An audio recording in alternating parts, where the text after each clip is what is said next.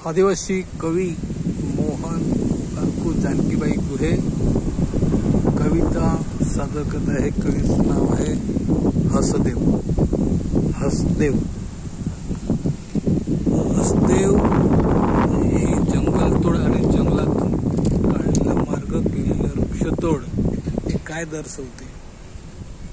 कोणतेही राज्य असो, ज्या ज्या भागामध्ये आदिवासी समाज बांधव राहत आहेत त्या ठिकाणी असे हसदेव सारखे प्रकार होत आहेत। सरकार म्हणतं, शासन म्हणतं झाडे लावा, वृक्ष लावा, झाडे जगवा, वृक्ष लावा, कोटीच्या कोटी झाडे लावण्याचा निर्धार करते।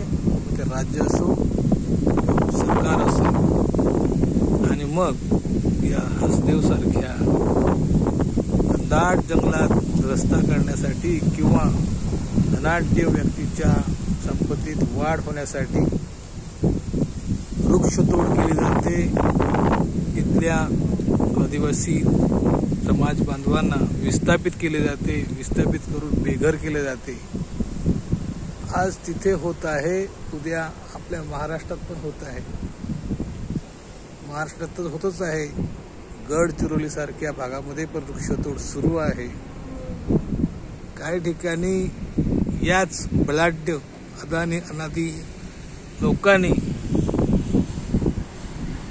जागा खरेदी केलेली आहे आणि त्यातच सरकारने फतवा काढला आहे की आदिवासींच्या जमिनी भाडे तत्वाने घेऊन त्यांना तिथून उद्ध्वस्त करण्याचा सतदेव सुरू आहे। जंगल आमच्या हक्काचे नाही कुणाच्या बापाचे, पण आज प्रत्येक राज्यात खुले आम तोडले जात आहे।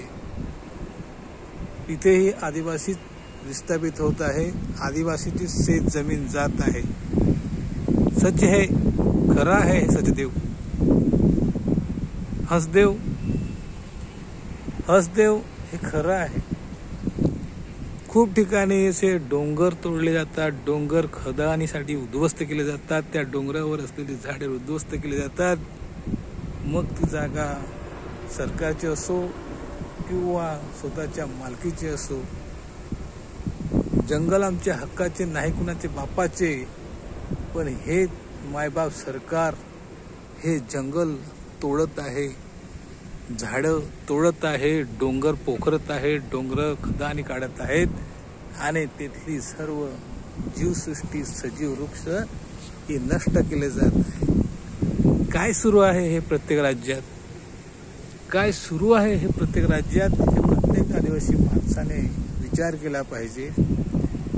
तिथे आपणच राहतो, आपणच विस्थापित होणार आहेत, आपल्याला कोणी तिथून आधार देण्यासाठी येणार नाही किंवा आपला लढा लढण्यासाठी इतर कोणीच येणार नाही। हा लढा आपल्यालाच लढायचा आहे, हा लढा आपल्याला द्यायचा आहे, हा लढा आपल्या जीवन मरणाचा आहे। वाडवडिलांच्या वडिलोपार्जित त्यांनी रक्षण केले, त्यासाठी बलिदान केले, जंगल वाचवण्यासाठी खूप प्रयत्न केले, जंगल कायदे केले, खूप आंदोलन केली, चिक्कांसारखी आंदोलन केली, झाडे वाचवली आणि आज हेच झाडं हे खुले आम तोडत आहेत। जंगलाच्या मधोमध लाखो करोडो झाडे तोडली जात आहेत आणि ती जागा मोकळी केली जात आहे। ही मोकळी जागा करण्याचे कारण काय हेही समाजाला किंवा आदिवासी लोकांना समजून सांगावे। ही वृक्षतोड का केली जाते? त्या मधोमध काही जे पाठासारखे केलं जातं, हे का केलं जातं? कसं चाललंय? भयंकर चाललेलं आहे। आदिवासी जर या देशाचा मूळ मालक आहे, पण तो आज मुळासकट उठून टाकण्याचा हे कट कारस्थान कोण करत आहे याचाही अभ्यास करावा। ऊट बांधवा जागा हो, संघर्षाचा धागा हो, एक तीर एक कमान, सब आदिवासी एक समान। पण सचदेव या ठिकाणी चाललेलं जे आहे विस्थापित, त्यासाठी आपण ही जागे झाले पाहिजेत। एक एक राज्यातील मोठमोठे डोंगर उद्ध्वस्त करून हे प्रत्येक ज्या ज्या भागात ज्या ज्या ठिकाणी आदिवासी लोक राहत आहेत, आदिवासी लोकांची ज्या राज्यात लोकसंख्या जास्त आहे, जमीन जागा जास्त आहे, अशा ठिकाणी हे हल्ला करत आहेत. समृद्धी हायवेसाठी जागा गेली आपलीच आदिवासींची, रेल्वे प्रकल्पामध्ये जागा गेली आपलीच आदिवासीसाठीच. सरदार वल्लभभाई पटेलांचा पुतळा उभारण्यासाठी विस्थापित झाले आपल्या आदिवासी लोकांचीच. मुंबईमधील नॅशनल पार्कमध्ये जी जागा आहे, डोंगरा जागेच्या गोल गोल जी जमीन जागा होती, वाड्या वस्त्या होत्या, त्या आदिवासींच्याच. तुंगारेश्वर सारख्या डोंगरामध्ये जी जागा आहे ती पण आदिवासींचीच. जंगल जर आदिवासींचे आहे त्याचा हक्कही त्यांचाच राहायला पाहिजे, पण असं होत नाही. संविधानातील तरतुदीनुसार झाली 80 वर्षे, पण त्या 5वी अनुसूची 6वी अनुसूची यांची अंमलबजावणी योग्य प्रकारे होत नाही. त्यामुळे महाराष्ट्रात पेसाचे गाजर दाखवले आणि आदिवासीचे मांजर केले आणि आपण तिथे ते गाजर चघळत बसलो. आपण तर देशाचे मालक आहोत. या जंगला जमिनीचा आमचा हक्क आहे, अधिकार आहे, नद्या नाल्या आमच्या आहेत, पण हे आज तेच नदीचे पाणी आपल्याला प्यायला मिळत नसेल. 80 वर्षामध्ये आपण आपल्यापर्यंत ते पोचले नाही, काही सुविधा पोचल्या नाहीत, काही शुद्ध पाणी पोचले नाहीत. म्हणून समाज बांधवांनो, आपणच तिथपर्यंत पोचा, ते रोका, ते थांबवा. ते थांबलं पाहिजे.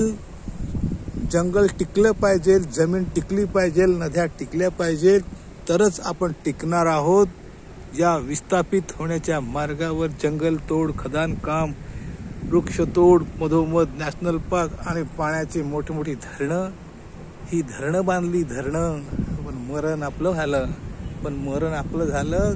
आज ही विस्थापित झालेल्या धरण प्रकल्पातील काही लोकांना जागा नाही भेटल्या, जमिनी नाही भेटल्या.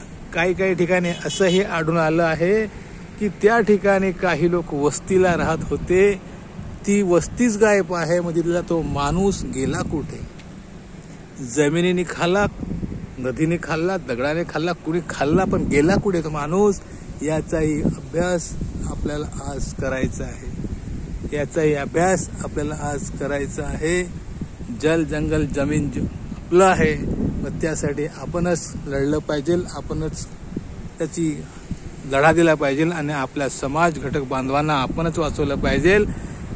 एकदा आपण त्यांना वाचवण्यासाठी धावा.